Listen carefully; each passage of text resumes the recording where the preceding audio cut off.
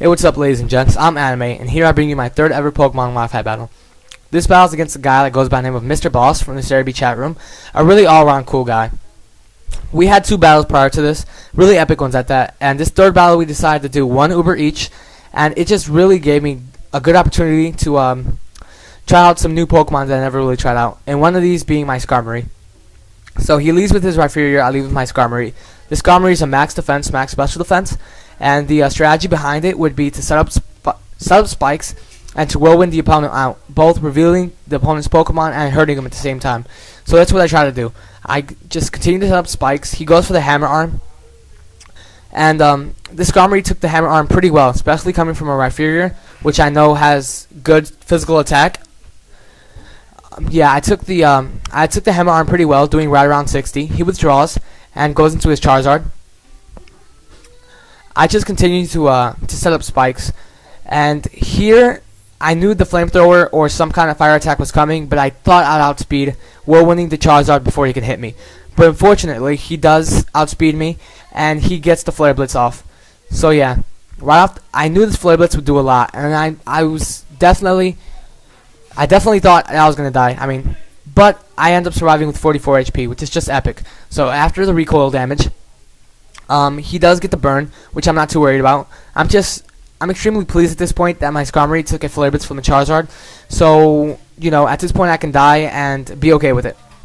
I drag out his Porygon Z, being that I didn't die from the Flare Blitz. The Porygon Z takes spike damage, but he has leftovers, so, it didn't really do that much.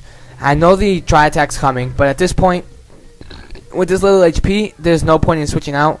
I might as well use this thing as a death fodder, and I can't really say this Porygon failed me, because it did a really good job.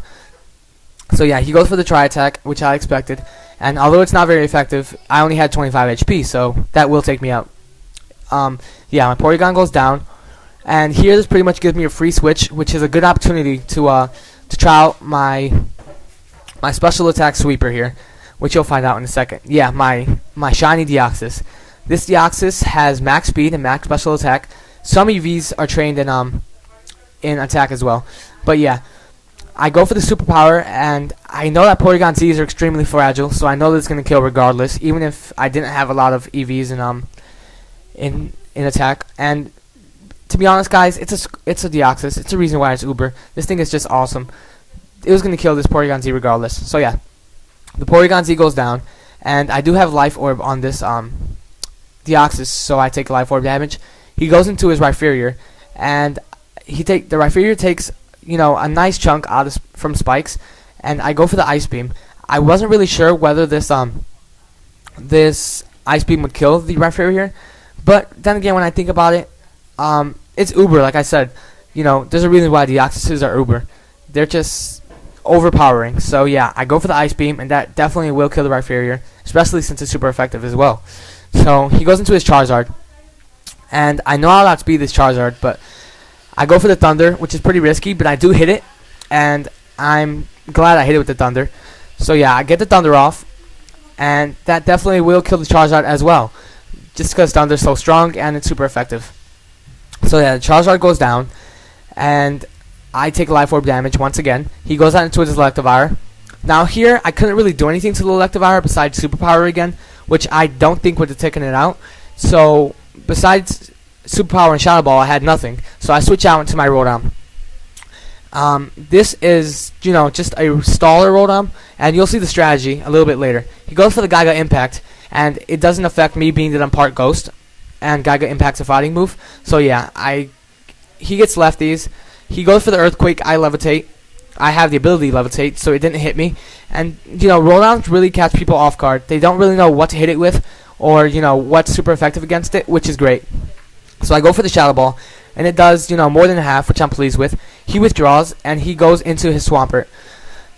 Now, here I forgot that Spike, here I wasn't really paying attention, and I didn't see that Spikes were up, or that it took Spike damage. So yeah, I go for a Shadow Ball, and I was thinking that the Shadow Ball did more than half, being that I forgot about Spikes. But, in fact, it didn't. So, my second Shadow Ball that I hit it with, it fails to kill it, and, throughout the battle I was wondering why this Swampert didn't die, but then again, it's because of Spikes. So, yeah, he goes for the Ice Beam, And my Rotom, you know, it does a lot to my Rotom, but it doesn't really matter. This Rotom isn't a defensive wall anyways.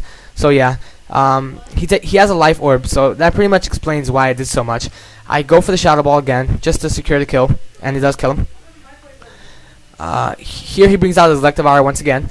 I know I'm going to outspeed it, so after spikes, I go for the Shadow Ball.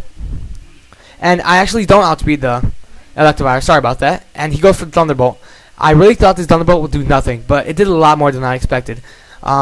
It took me all the way to the red zone. So yeah, I don't know. So yeah, being that I'm less than 1/3 of my HP, my Select Berry activates, which raises my speed, which is really crucial in this next play. I go for the Shadow Ball, and that will kill the Electivire. So Electivire goes down, and here he brings out his last Pokemon, which happens to be a Salamence, his Uber, obviously. So yeah, his Salamence comes out. He gets the Intimidate. It really doesn't matter for what you'll see what I prepare next. A Pain Split, yes. Being that once I'm down to low HP, my Select Berry activates, and this allows me to pretty much outspeed most things. And I was surprised I outsped the Salamence, but I did. So yeah, I got the Pain Split off. You know, we pretty much shared damage.